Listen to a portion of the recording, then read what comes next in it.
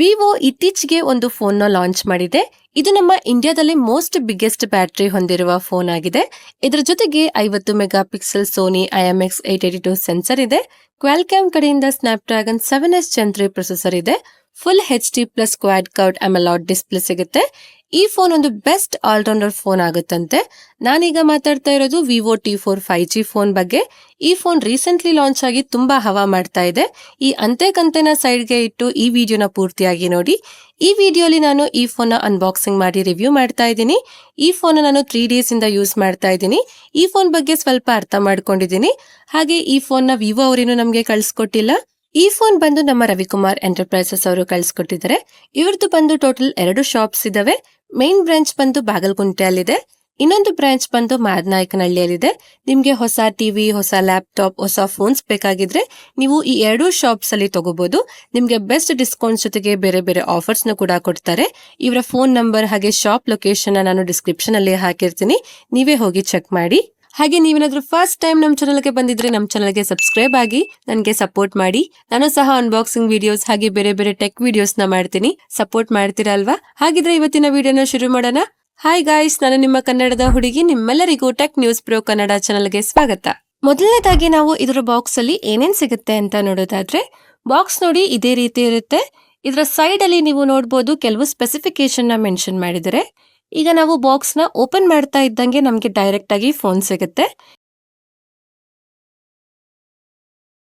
ಇದನ್ನ ನಾವು ಸೈಡ್ಗೆ ಇಟ್ಟು ಬಾಕ್ಸ್ ಅಲ್ಲಿ ಬೇರೆ ಏನ್ ಸಿಗುತ್ತೆ ಅಂತ ನೋಡೋದಾದ್ರೆ,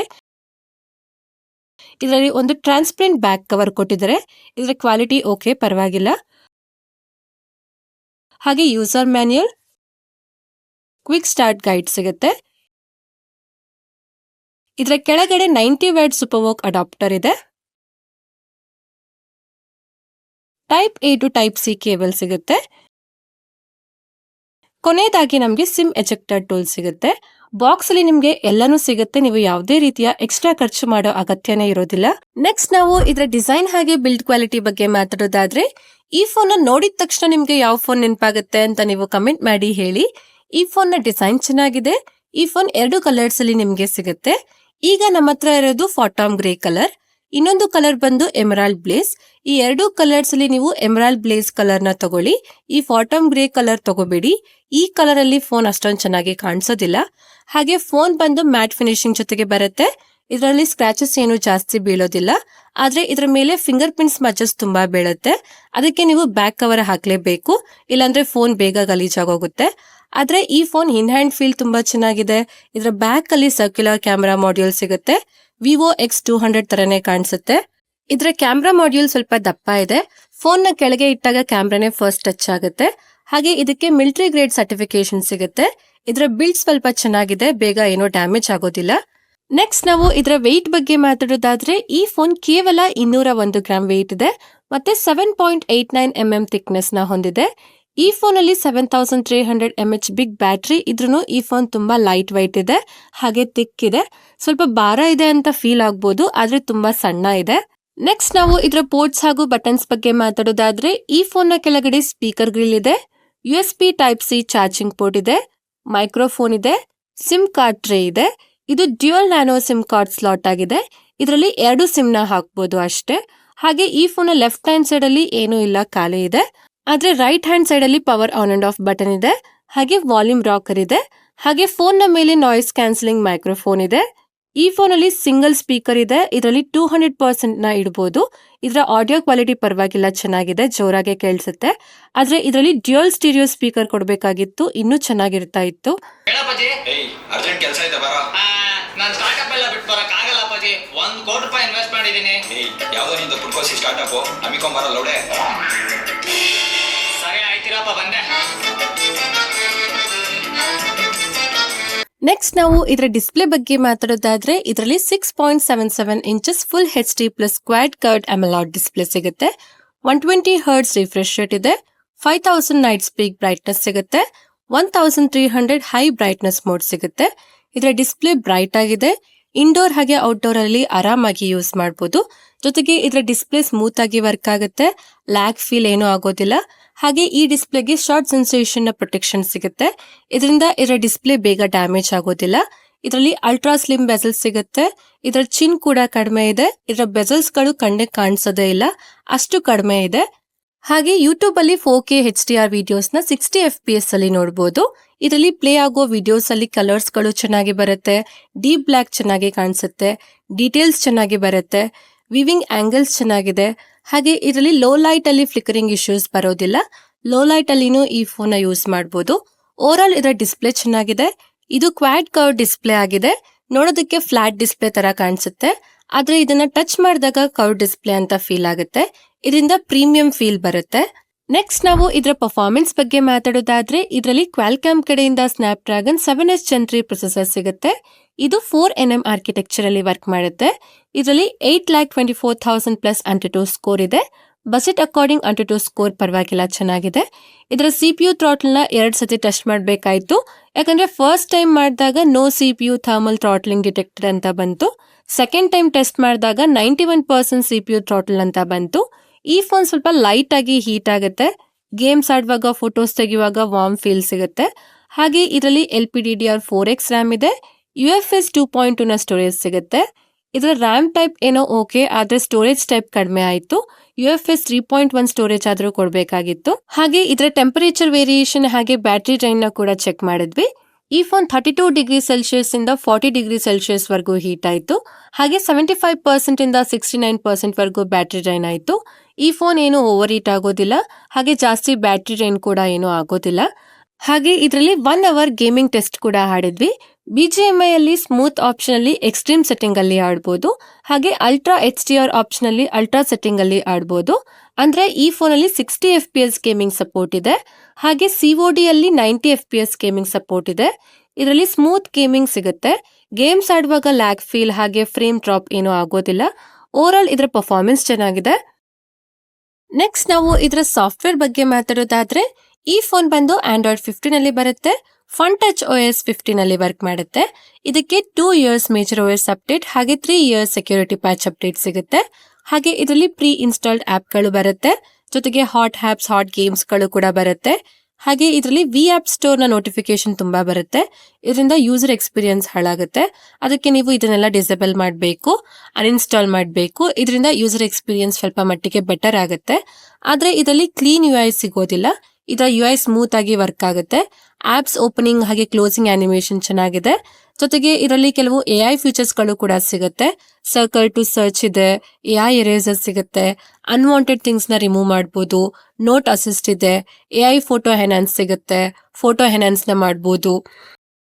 ನೆಕ್ಸ್ಟ್ ಇದರ ಕ್ಯಾಮ್ರಾ ಬಗ್ಗೆ ನಾವು ಮಾತಾಡೋದಾದ್ರೆ ಇದರ ಬ್ಯಾಕ್ ಸೈಡ್ 4 ಕ್ಯಾಮ್ರಾ ಇರೋ ತರ ಅನ್ಸುತ್ತೆ. ಆದ್ರೆ ಇದರಲ್ಲಿ ಇರೋದು 2 ಕ್ಯಾಮ್ರಾ. ಒಂದು ಡ್ಯುಯಲ್ ಫ್ಲಾಶ್ ಇದೆ, ಇನ್ನೊಂದು IR ಬ್ಲಾಸ್ಟರ್ ಇದೆ. ಇದರಲ್ಲಿ ಒಂದು 50 ಮೆಗಾ ಪಿಕ್ಸೆಲ್ ಪ್ರೈಮರಿ ಕ್ಯಾಮೆರಾ ಇದೆ. ಇದರಲ್ಲಿ ಸೋನಿ ಕಡೆಯಿಂದ IMX 882 ಸೆನ್ಸರ್ ಸಿಗುತ್ತೆ. ಎರಡನೇದು 2 ಮೆಗಾ ಪಿಕ್ಸೆಲ್ ಡೆಪ್ತ್ ಕ್ಯಾಮೆರಾ ಸಿಗುತ್ತೆ. ಯಾವುದೇ ಅಲ್ಟ್ರಾ ವೈಡ್ ಕ್ಯಾಮೆರಾ ಇದರಲ್ಲಿ ಸಿಗೋದಿಲ್ಲ. ಆದ್ರೆ ಫೋಟೋಸ್ ಅಲ್ಲಿ ಲೈಟ್ ಕಂಟ್ರೋಲ್ ಚೆನ್ನಾಗಿದೆ. ಇದರಲ್ಲಿ 10x ಝೂಮ್ ಮಾಡಬಹುದು, 1x ಹಾಗೆ 2x ಅಲ್ಲಿ ಫೋಟೋಸ್ ಗಳು ಚೆನ್ನಾಗಿ ಬರುತ್ತೆ. ಡೀಟೇಲ್ಸ್ ಚೆನ್ನಾಗಿದೆ, ನ್ಯಾಚುರಲ್ ಕಲರ್ಸ್ ಬರುತ್ತೆ. ಹಾಗೆ ಇದರ ಪೋರ್ಟ್ರೇಟ್ ಮೋಡ್ ಅಲ್ಲಿ ಕೂಡ 1x, 1.5x ಹಾಗೆ 2x ಅಲ್ಲಿ ಝೂಮ್ ಮಾಡಬಹುದು. ಇದರ ಪೋರ್ಟ್ರೇಟ್ ಫೋಟೋಸ್ ಗಳು ಚೆನ್ನಾಗಿ ಬರುತ್ತೆ. ಎಡ್ಜ್ ಡಿಟೆಕ್ಷನ್ ಚೆನ್ನಾಗಿದೆ, HDR ಪ್ರೊಸೆಸಿಂಗ್ ಮಾಡುತ್ತೆ, ಬ್ಯಾಕ್ ಗ್ರೌಂಡ್ ನ ಚೆನ್ನಾಗಿ ಬ್ಲರ್ ಮಾಡುತ್ತೆ. ನಿಜ ಹೇಳಬೇಕು ಅಂತಂದ್ರೆ ಪೋರ್ಟ್ರೇಟ್ ಫೋಟೋಸ್ ಗಳು ನನಗಂತೂ ತುಂಬಾ ಇಷ್ಟ ಆಯ್ತು. ಹಾಗೆ ಲೋ ಲೈಟ್ ಅಲ್ಲಿ ಫೋಟೋಸ್ ಗಳು ಚೆನ್ನಾಗಿ ಬರುತ್ತೆ, ಬ್ರೈಟ್ ಇಮೇಜ್ ಗಳು ಬರುತ್ತೆ, ಕಲರ್ಸ್ ಚೆನ್ನಾಗಿ ಬರುತ್ತೆ, ಡೀಟೇಲ್ಸ್ ಪರವಾಗಿಲ್ಲ, ಚೆನ್ನಾಗಿದೆ. ಹಾಗೆ ಇದರಲ್ಲಿ 4K ವಿಡಿಯೋಸ್ ನ 30 FPS ಅಲ್ಲಿ ತೆಗಿಬಹುದು. ಇದರಲ್ಲಿ ಸ್ಟೇಬಲ್ ವಿಡಿಯೋಸ್ ಗಳು ಬರುತ್ತೆ. ವಿಡಿಯೋಸ್ ಅಲ್ಲಿ ಡೀಟೇಲ್ಸ್ ಚೆನ್ನಾಗಿದೆ, ಕಲರ್ಸ್ ನ ಚೆನ್ನಾಗಿ ಮ್ಯಾನೇಜ್ ಮಾಡುತ್ತೆ. ಇದರಲ್ಲಿ 10x ಝೂಮ್ ಕೂಡ ಮಾಡಬಹುದು. ಝೂಮ್ ಮಾಡಿದಾಗ ವಿಡಿಯೋಸ್ ತುಂಬಾ ಬ್ಲರ್ ಆಗುತ್ತೆ. ಹಾಗೆ ಇದರ ಫ್ರಂಟ್ ಅಲ್ಲಿ 32 ಮೆಗಾ ಪಿಕ್ಸೆಲ್ ಸೆಲ್ಫಿ ಕ್ಯಾಮೆರಾ ಸಿಗುತ್ತೆ. ಸೆಲ್ಫಿ ಫೋಟೋಸ್ ಅಲ್ಲಿ ಸ್ಕಿನ್ ಟೋನ್ ಚೆನ್ನಾಗಿದೆ, ಕಲರ್ಸ್ ಚೆನ್ನಾಗಿದೆ, ಲೈಟ್ ಕಂಟ್ರೋಲ್ ಚೆನ್ನಾಗಿದೆ. ಜೊತೆಗೆ ಸೆಲ್ಫಿ ಪೋರ್ಟ್ರೇಟ್ ಫೋಟೋಸ್ ಅಲ್ಲಿ ಡೀಟೇಲ್ಸ್ ಚೆನ್ನಾಗಿದೆ, ಎಡ್ಜ್ ಡಿಟೆಕ್ಷನ್ ಚೆನ್ನಾಗಿದೆ, ಶಾರ್ಪ್ನೆಸ್ ಚೆನ್ನಾಗಿದೆ. ಹಾಗೆ ಇದರಲ್ಲಿ 4K ವಿಡಿಯೋಸ್ ನ 30 FPS ಅಲ್ಲಿ ತೆಗಿಬಹುದು. ವಿಡಿಯೋಸ್ ಕ್ವಾಲಿಟಿ ಪರವಾಗಿಲ್ಲ, ಚೆನ್ನಾಗಿದೆ. ಇನ್ನು ಸ್ವಲ್ಪ ಬೆಟರ್ ಆಗಿ ಇರಬಹುದಾಗಿತ್ತು, ಆದ್ರೆ ವಿಡಿಯೋಸ್ ಕ್ವಾಲಿಟಿ ಓಕೆ. ಹಾಗೆ ಈ ಫೋನಿಂದ ತೆಗೆದ ಎಲ್ಲ ಫೋಟೋಸ್ಗಳು ಮತ್ತೆ ವಿಡಿಯೋಸ್ಗಳನ್ನ ನಾನು ಗೂಗಲ್ ಡ್ರೈವ್ ಅಲ್ಲಿ ಹಾಕಿರ್ತೀನಿ. ನೀವೇ ಹೋಗಿ ಚೆಕ್ ಮಾಡಿ, ಇದರಿಂದ ತೆಗೆದಿರೋ ಫೋಟೋಸ್, ವಿಡಿಯೋಸ್ ಹೇಗಿರುತ್ತೆ ಅಂತ ನಿಮ್ಗೆ ಒಂದು ಐಡಿಯಾ ಬರುತ್ತೆ. ನೆಕ್ಸ್ಟ್ ಇದರ ಬ್ಯಾಟರಿ ಲೈಫ್ ಬಗ್ಗೆ ನಾವು ಮಾತಾಡೋದಾದ್ರೆ ಇದರಲ್ಲಿ 7300 mAh ಬಿಗ್ ಬ್ಯಾಟರಿ ಸಿಗುತ್ತೆ. ಇದು 90 ವ್ಯಾಟ್ ಫಾಸ್ಟ್ ಚಾರ್ಜಿಂಗ್ ಗೆ ಸಪೋರ್ಟ್ ಮಾಡುತ್ತೆ. ಇದು ತುಂಬಾ ಫಾಸ್ಟ್ ಆಗಿ ಚಾರ್ಜ್ ಆಗುತ್ತೆ. 30 ಮಿನಿಟ್ಸ್ ಅಲ್ಲಿ 0 to 50% ಚಾರ್ಜ್ ಆಗುತ್ತೆ. ಹಾಗೆ 65 ಮಿನಿಟ್ಸ್ ಅಲ್ಲಿ 0 to 100% ಫುಲ್ ಚಾರ್ಜ್ ಆಗುತ್ತೆ. ಇದರಲ್ಲಿ 7300 mAh ಬಿಗ್ ಬ್ಯಾಟರಿ ಇದ್ರೂ 1 ಅವರ್ ಅಲ್ಲಿ ಫುಲ್ ಚಾರ್ಜ್ ಆಗುತ್ತೆ. ಜೊತೆಗೆ ಇದರ ಬ್ಯಾಟರಿ ಬ್ಯಾಕಪ್ ಕೂಡ ಚೆನ್ನಾಗಿದೆ. ಹೆವಿ ಯೂಸ್ ಮಾಡಿದ್ರೆ 10 to 11 ಅವರ್ಸ್ ಬ್ಯಾಟರಿ ಬ್ಯಾಕಪ್ ಬರುತ್ತೆ. ಹಾಗೆ ಹೆವಿ ಯೂಸ್ ಮಾಡಿಲ್ಲ ಅಂತ ಅಂದ್ರೆ 2 ಡೇಸ್ ಪ್ಲಸ್ ಬ್ಯಾಟರಿ ಬ್ಯಾಕಪ್ ಬರುತ್ತೆ. ಹಾಗೆ ಈ ಫೋನ್ ಅಲ್ಲಿ ಎಲ್ಲಾ ಸೆನ್ಸರ್ಗಳು ಸಿಗುತ್ತೆ. ಇನ್ ಡಿಸ್ಪ್ಲೇ ಫಿಂಗರ್ ಪ್ರಿಂಟ್ ಸ್ಕ್ಯಾನರ್ ಇದೆ. ಇದು ಕೂಡ ಫಾಸ್ಟ್ ಆಗಿ ವರ್ಕ್ ಆಗುತ್ತೆ. ಆದ್ರೆ ಇದರ ಫಿಂಗರ್ ಪ್ರಿಂಟ್ ಸ್ಕ್ಯಾನರ್ ಸ್ವಲ್ಪ ಕೆಳಗೆ ಇದೆ. ಇನ್ನು ಸ್ವಲ್ಪ ಮೇಲೆ ಇದ್ದಿದ್ರೆ ಚೆನ್ನಾಗಿರ್ತಾ ಇತ್ತು. ಹಾಗೆ ಈ ಫೋನ್ಗೆ IP65 ಸರ್ಟಿಫಿಕೇಶನ್ ಸಿಗುತ್ತೆ. ಈ ಫೋನ್ ಮೇಲೆ ಸ್ವಲ್ಪ ನೀರ್ ಬಿದ್ರೂ ಏನೂ ಆಗೋದಿಲ್ಲ. ಆದ್ರೆ ಇದಕ್ಕೆ IP69 ಕೊಡ್ಬೇಕಾಗಿತ್ತು, ಕೊಟ್ಟಿಲ್ಲ. ಆದ್ರೆ ಈ ಡಿಸ್ಪ್ಲೇ ಸ್ಪ್ಲಾಶ್ ಟಚ್ ಸಪೋರ್ಟ್ ಜೊತೆಗೆ ಬರುತ್ತೆ. ಕೈ ಒದ್ದೆ ಆಗಿದ್ರು ಡಿಸ್ಪ್ಲೇ ಕೂಡ ವರ್ಕ್ ಆಗುತ್ತೆ. ನೆಕ್ಸ್ಟ್ ಇದರ ಕನೆಕ್ಟಿವಿಟಿ ಬಗ್ಗೆ ನಾವು ಮಾತಾಡೋದಾದ್ರೆ ಇದರಲ್ಲಿ 10 5G ಬ್ಯಾಂಡ್ಸ್ ಗಳು ಸಿಗುತ್ತೆ. ಡ್ಯುಯಲ್ ಸಿಮ್ 5G ಸಪೋರ್ಟ್ ಇದೆ. ಬ್ಲೂಟೂತ್ 5.2 ಇದೆ. ವೈಫೈ 6 ಇದೆ. IR ಬ್ಲಾಸ್ಟರ್ ಇದೆ. NFC ಇಲ್ಲ. ಆದ್ರೆ ಇದರ ಕನೆಕ್ಟಿವಿಟಿ ಚೆನ್ನಾಗಿದೆ. ಕಾಲ್ ಬಂದಾಗ 5G ಇಂದ 4G ಗೆ ಏನು ಶಿಫ್ಟ್ ಆಗೋದಿಲ್ಲ. ಕೊನೆಯದಾಗಿ ನಾವು ಇದರ ಪ್ರೈಸಿಂಗ್ ಬಗ್ಗೆ ಮಾತಾಡೋದಾದ್ರೆ ಈ ಫೋನ್ ಬಂದು 3 ವೇರಿಯಂಟ್ ಅಲ್ಲಿ ಸಿಗುತ್ತೆ. 8GB RAM 128GB storage, 8GB RAM 256GB storage, ಹಾಗೆ 12GB RAM 256GB ಸ್ಟೋರೇಜ್. ಇದರ ಬೇಸ್ ವೇರಿಯಂಟ್ ಗೆ 21,999 ಆಗುತ್ತೆ. ಮಿಡ್ ವೇರಿಯಂಟ್ ಗೆ 23,999 ಆಗುತ್ತೆ. ಹಾಗೆ ಇದರ ಹೈಯರ್ ವೇರಿಯಂಟ್ ಗೆ 25,999 ಆಗುತ್ತೆ. ಹಾಗೆ ಈ ಫೋನ್ಗೆ 2000 ಬ್ಯಾಂಕ್ ಆಫರ್ ಕೂಡ ಸಿಗುತ್ತೆ. ಹಾಗಿದ್ರೆ ಈ ಫೋನ್ ತಗೋಬಹುದಾ ಅಂತ ಅಂದ್ರೆ ತಗೋಬಹುದು. ನಿಮ್ಗೆ ಇದರಲ್ಲಿ ಬಿಗ್ ಬ್ಯಾಟರಿ ಸಿಗುತ್ತೆ. ಇದರ ಬ್ಯಾಟರಿ ಲೈಫ್ ಚೆನ್ನಾಗಿದೆ. ಡಿಸ್ಪ್ಲೇ ಪ್ರೀಮಿಯಂ ಆಗಿದೆ. ಆವರೇಜ್ ಕ್ಯಾಮೆರಾ ಸಿಗುತ್ತೆ. ಬ್ಯಾಲೆನ್ಸ್ಡ್ ಪರ್ಫಾರ್ಮೆನ್ಸ್ ಸಿಗುತ್ತೆ. ಓವರ್ ಹೀಟ್ ಏನೂ ಆಗೋದಿಲ್ಲ.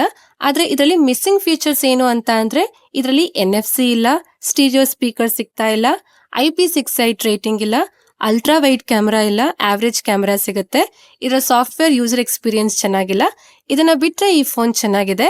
ಈ ನೆಗೆಟಿವ್ ಪಾಯಿಂಟ್ಸ್ ನ ಕಾಂಪ್ರಮೈಸ್ ಮಾಡ್ತೀರಾ ಅಂತ ಅಂದ್ರೆ ನೀವು ಈ ಫೋನ್ ತಗೋಬಹುದು. ಇಷ್ಟ ಫ್ರೆಂಡ್ಸ್, ಇವತ್ತಿನ ವಿಡಿಯೋ ಅಲ್ಲಿ Vivo T4 ನ ಅನ್ಬಾಕ್ಸಿಂಗ್ ಮಾಡಿ ರಿವ್ಯೂ ಮಾಡಿದ್ದೀನಿ.